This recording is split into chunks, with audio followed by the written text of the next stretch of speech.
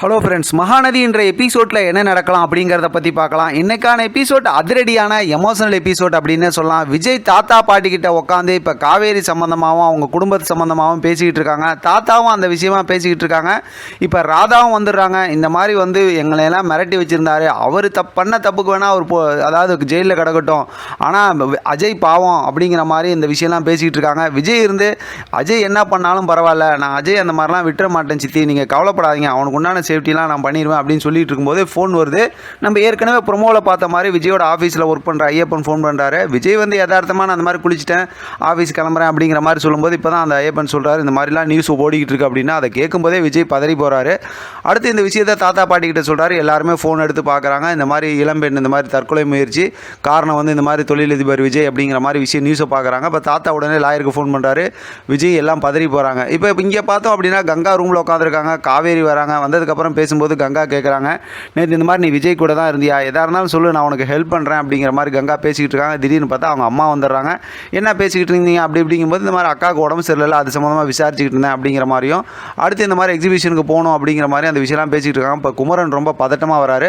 வந்ததுக்கப்புறம் இந்த விஷயத்த சொல்கிறாரு. கேட்டதுமே பார்த்தா எல்லாத்துக்குமே ஒரே அதிர்ச்சி. இருந்தாலும் காவேரி அப்படியே சொல்லிவிட்டு அப்படியே வெளியில் கிளம்பிடுறாங்க. விஜய் எங்கே இருக்காரோ என்ன எதுன்னு யோசிச்சுட்டு போயிட்டே இருக்காங்க. போகும்போதே பார்த்தோம் அப்படின்னாக்கா விஜயோட கார் வந்து நிற்கிது. விஜய் வந்து காருக்குள்ளார அவசரமாக ஏற சொல்கிறாங்க. காவேரியும் ஏறிக்கிறாங்க. இப்போ காவேரிக்கிட்ட எல்லா விஷயமும் சொல்லிவிட்டு, நான் இந்த விஷயத்தில் வந்து என்ன நடக்கும்னு தெரியாது, தாத்தா வந்து என்னை கொஞ்சம் தலைமுறைவாக இருக்க சொன்னாங்க, அதனால் என் ஃப்ரெண்டோட கெஸ்ட் ஹவுஸுக்கு நான் போகிறேன், என் நம்பருக்கு நீ கால் பண்ணாது, இந்த சிம்முக்கு கால் பண்ணுன்னு சொல்லி புதுசாக ஒரு சிம்மை எடுத்து கொடுத்துட்றாங்க.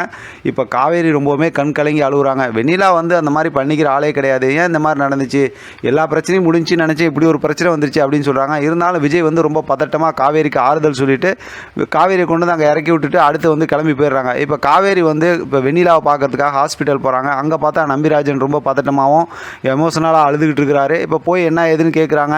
காவேரி வந்து சொல்கிறாங்க, வெண்ணிலா ரொம்ப போல்டான ஆளாச்சு, அவங்க இந்த மாதிரி பண்ணிக்கிட்டாங்களா, என்ன தான் நடந்துச்சு உண்மையை சொல்லுங்கள் அப்படின்னு கேட்குறாங்க.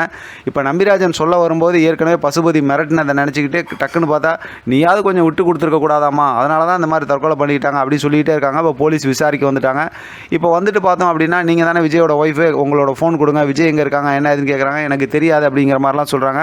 ஃபோனில் பார்க்கும்போது இப்போ காவேரி வந்து விஜய்க்கு கால் பண்ணது அந்த கால் ஹிஸ்ட்ரி இருக்குது, அதை பார்த்துட்டு நீங்கள் தான் ஃபோன் பண்ணியிருக்கீங்களே அப்படின்னு கேட்குறாங்க. காவேரி அப்படியே பதட்டமாக இருக்காங்க. அதோடு இன்றைக்கான எபிசோட் முடிச்சிருக்காங்க. பார்க்கலாம் அடுத்து என்ன நடக்குதுன்னு. இதை பற்றின உங்களோட கருத்து கமெண்ட் பாக்ஸை தெரியப்படுத்துங்க. தொடர்ந்து ஆதரவு கொடுங்க. தேங்க்யூ ஃபார் வாட்சிங்.